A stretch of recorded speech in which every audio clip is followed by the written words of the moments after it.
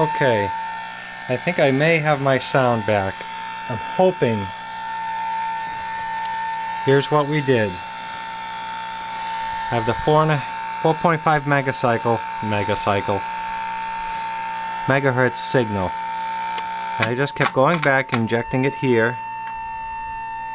That's pin 2 of the 6JC6. Then I kept going back. What I thought was, here's what I'll get to in a moment. I changed this diode here, which on the call out is the sound detector. When you touch it, it makes a lot of video buzz, which threw me.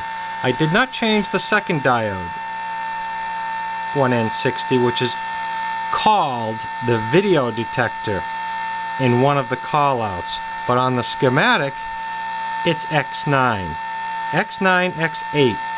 They're reversed on the nomenclature on the top view of the board.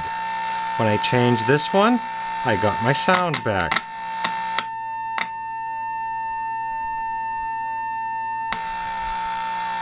That's where I left off in the last video. I was going to change that, but then I looked again and it said video detector. Yet I look on the schematic and I'm chasing this one down,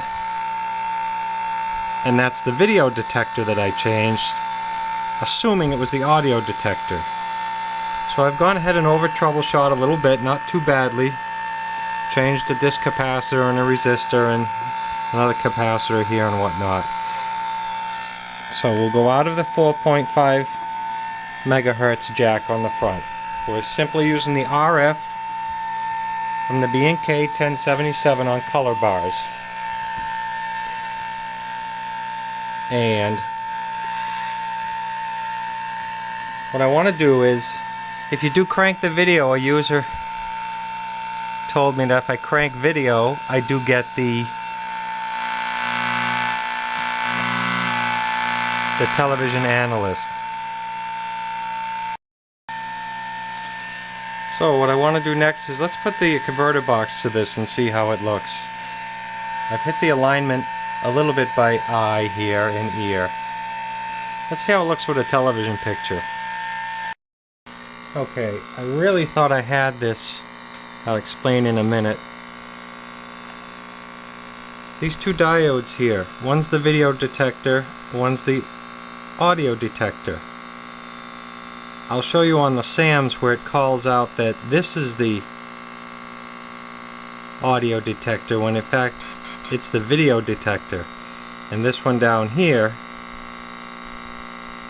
is the audio detector. I went and changed that and the sound is better, but still not as it should be. I'll demonstrate. If I put the 4.5 megacycle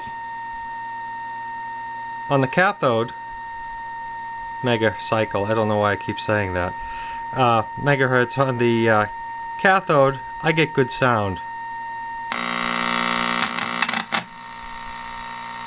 Kind of crispy over there, and I still get the buzz in the sound when I put a regular TV signal to it.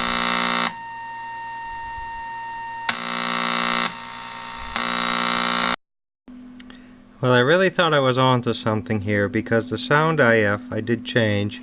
It's called out X9 on the schematic. X9 sound detector. And over here we have X8, the video detector. So where I left off in the last video, I was saying I'm going to change the video detector, but in essence it was the sound detector. Let me explain.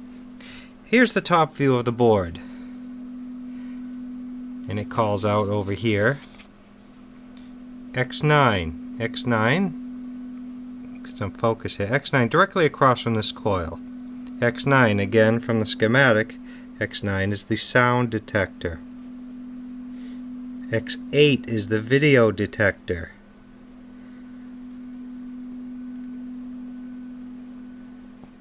X9 is across from the coil.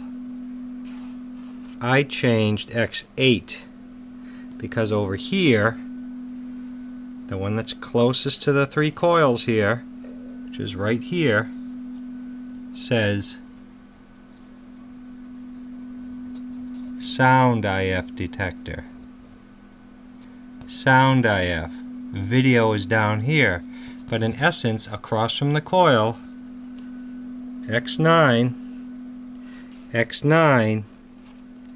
is the sound detector. So we changed it after some confusion, and we still have the buzz and the same symptoms, which is good, but not so good. So back on the test. Oh, and another user suggested I followed the sound all the way back to here. The sound I have 6JC6, and I was told to follow it all the way back. I have good audio here injected at the cathode of the sound IF detector, but I have no sound on this side going down to the second video. So all this here, no sound. The minute I cross the diode, the cathode, I have the tone. I'll demonstrate.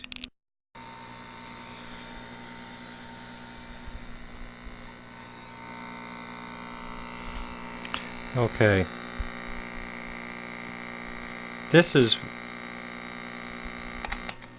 the sound detector.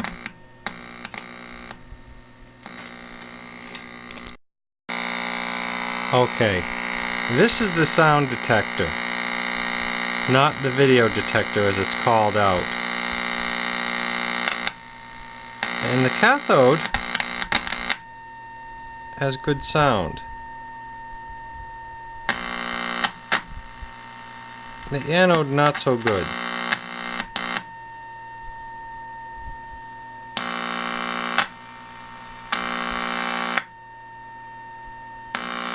So let's see where that is on the schematic again.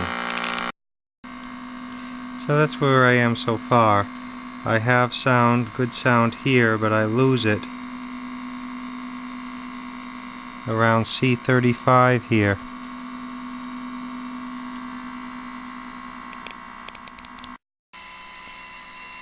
So in closing, here's what we get. Basically the same thing going on here. I got a hint of sound.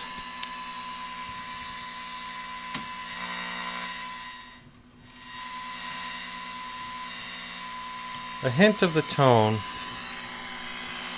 And yet if I check out over here,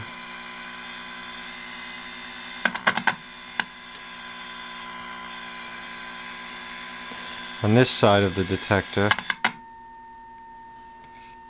on the cathode side it's good.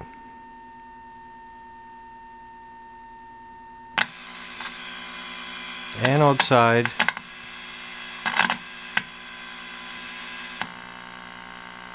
nothing, which is pin 7.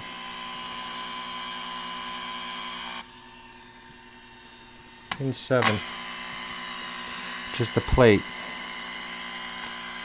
of that second video.